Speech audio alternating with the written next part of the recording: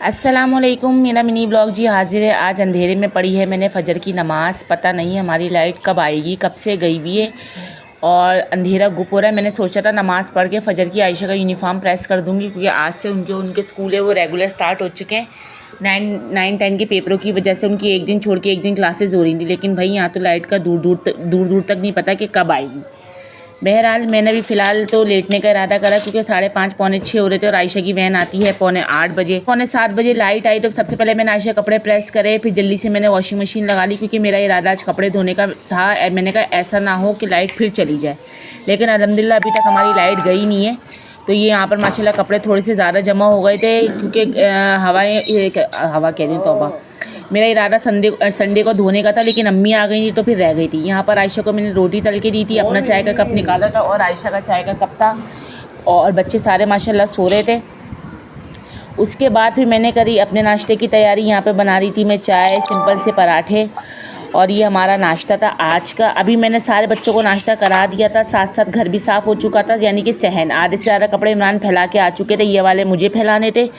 मैं अपना पराठा लेके जा रही थी तो बड़े बेटे ने फरमाइश कर दी चीनी के पराठे की। अब कभी कभार उनको ये बात जतानी पड़ती है कि हाँ भाई तुम भी हमारे लिए माशाल्लाह इम्पोर्टेंट हो, हम आपसे भी मोहब्बत करते हैं। ऐसी बात नहीं है आपके बाकी बहन भाई आ गए तो हमें आपसे मोहब्बत नहीं है, आप हमारी पहली औलाद हो। तो कभी कभी सब कुछ छोड़ छाड़ के उनकी फरमाइश पूरी करनी पड़ती है। तो यह मैंने अपना नाश्ता रखा साइड में, और अब्दुल राफ़ी के लिए बनाया मैंने चीनी का पराठा, जो कि माशाल्लाह उन्होंने फ़ौरन ही खा लिया था। उसके बाद फिर मैंने करा पूरा घर साफ़, और इतनी दफ़ा पोछा लगाया है कि पाँव छपे जा रहे हैं, इतनी मिट्टी उड़ रही है। अब ये वाले कपड़े जो है ना, ये मैं छत पे फैलाने जा रही थी, क्योंकि सारे कपड़े ऊपर पड़े हुए थे और धूप हो रही है, ऐसा ना हो कलर ना कपड़ों का सारा उड़ जाए।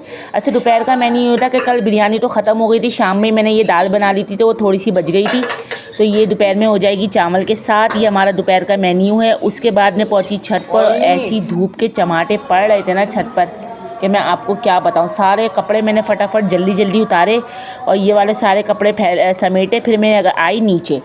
आज जो हैवी ट्रक है उसको मैंने नहलाया शहज़ादे को, अपने अहमद साहब को, फिर उनके नाखून मैंने सारे कट करे। अच्छा, कुदरती तौर पर ना जब से अहमद पैदा हुआ इसके नाखून बहुत कम आते हैं, बहुत कम। तो पाँव के इक्का दुक्का होते हैं, हाथ के इक्का दुक्का होते हैं। हम ये कह रहे हैं कि जैसे बता रहे हैं कि नाखून मेरे सारे कट चुके हैं ना। फिर बच्चों को मैंने ट्यूशन भेज के ना शाम के डिनर की मैं कर रही थी तैयारी। अहमद को मैंने लिटा दिया था, और मैं आज शाम में बना रही थी चटनी टमाटर की, जो कि मेरे हस्बैंड फरमाइश करके गए थे। अच्छा, सिर्फ सिंपल सी चटनी बनाऊंगी और रोटी इसके अंदर अंडे वगैरह नहीं डालूंगी। तो ये मैंने दाल गरम कर दी थी, ये ख़राब ना हो जाए। थोड़े से बचे थे चावल, अगर कोई खाएगा बच्चे ट्यूशन से आके आयशा या अब्दुल्ला तो वो खा लेंगे। और ये रही थी टमाटर की चटनी का सारा सामान। चलें जी, आज के लिए इतना ही। इंशाल्लाह कल आप लोगों से मिलते हैं एक नए मिनी व्लॉग में। तब तक के लिए मेरा अकाउंट को ज़रूर फॉलो करें, चैनल को सब्सक्राइब करें। अल्लाह हाफिज़।